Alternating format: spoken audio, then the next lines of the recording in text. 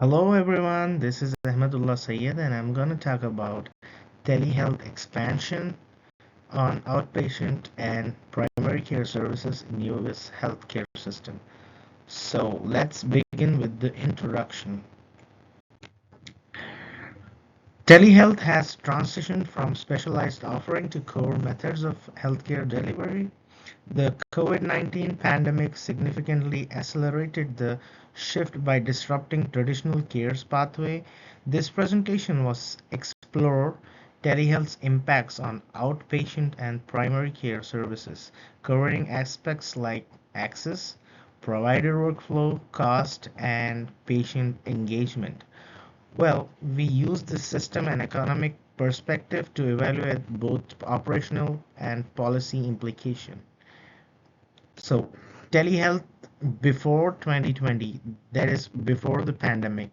Uh, Before the pandemic, telehealth usage was minimal, accounting for less than 1% of outpatient visit. Key barriers to its adoption included limited broadband infrastructure, clinical expectations, and inadequate reimbursement policies. Cultural and regulatory hurdles also inhibited early innovation and investment in telehealth care.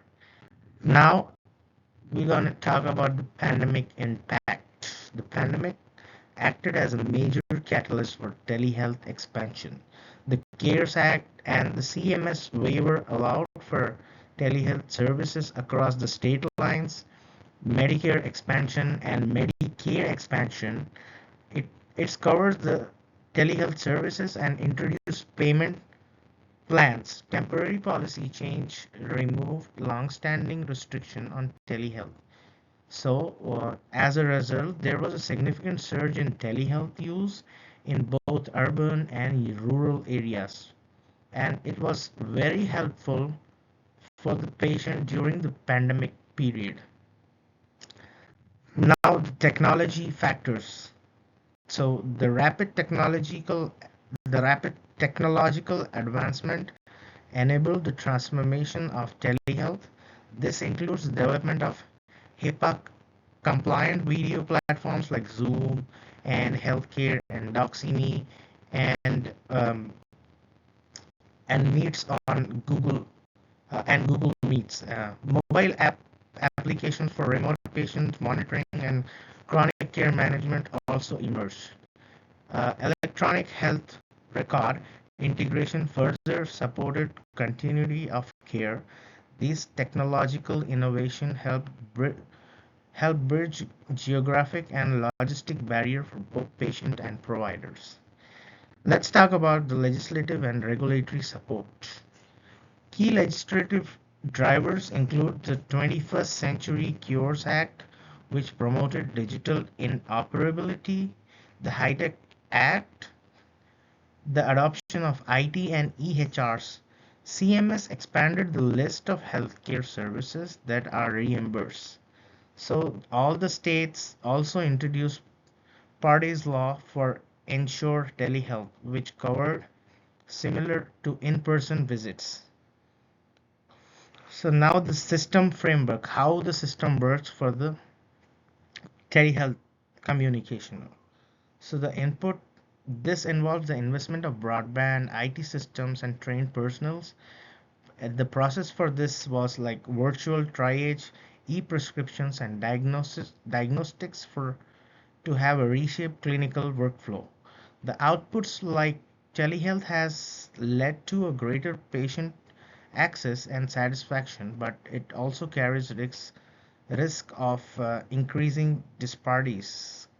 So now the control, how to control these disparities. So this aspect includes privacy rules, licensing, and various reimbursement regulation by the insurance companies.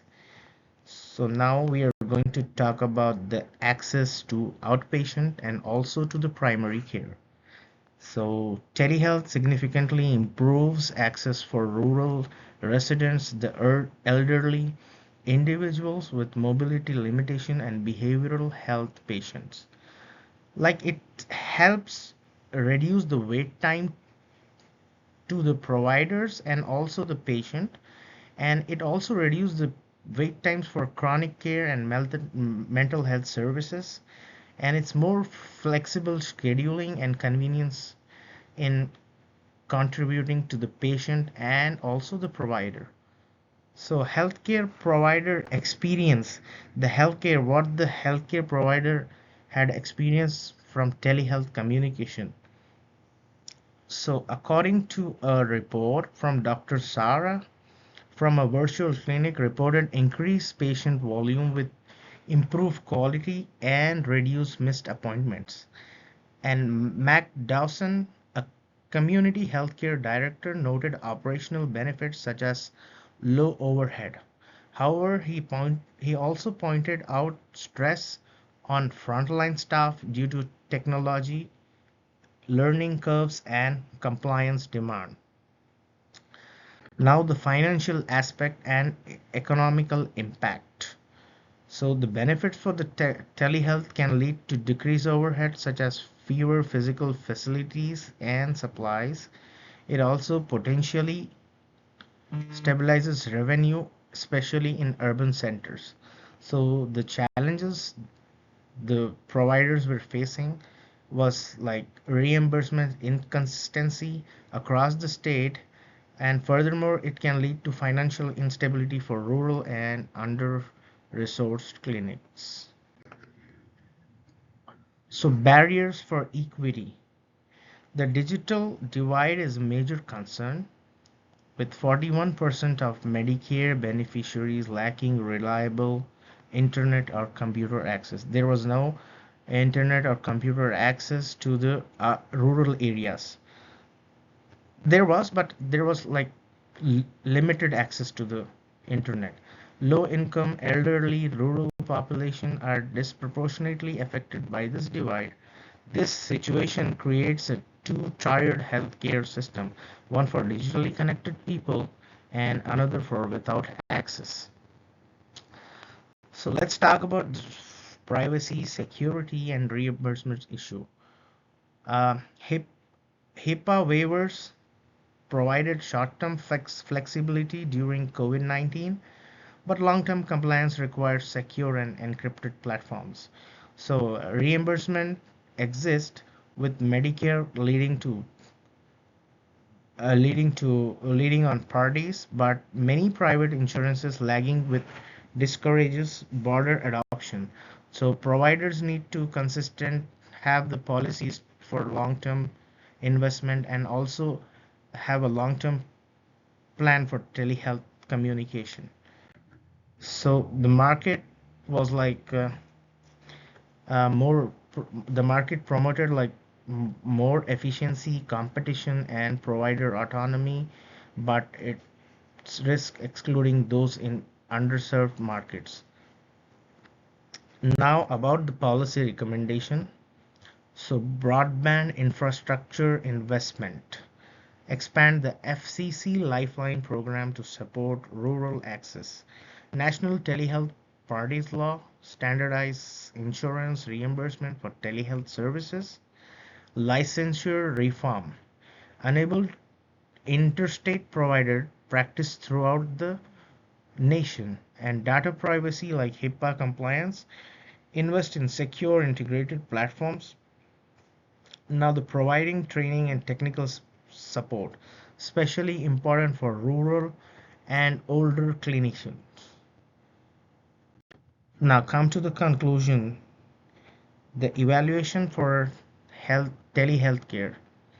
Telehealth is now no longer just an emergency solution, it is a long term necessity. It improves efficiency, access, and care coordination, but active policy intervention is needed to prevent deepening disparities. Personal stance. Uh, so, like, I strongly support permanent telehealth integration with policy focus on equity and reimbursement consistency, and also uh, collaboration and sustainability between the public and private sectors. So this was the reference from Center for Medicaid and Medicaid Services 2023.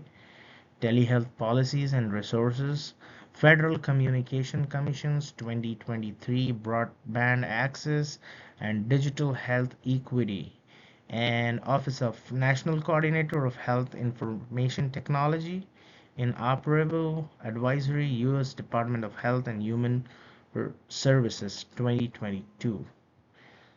So that's it, guys. Thank you so much. Thank you for listening. Have a nice day and also happy holidays. Thank you.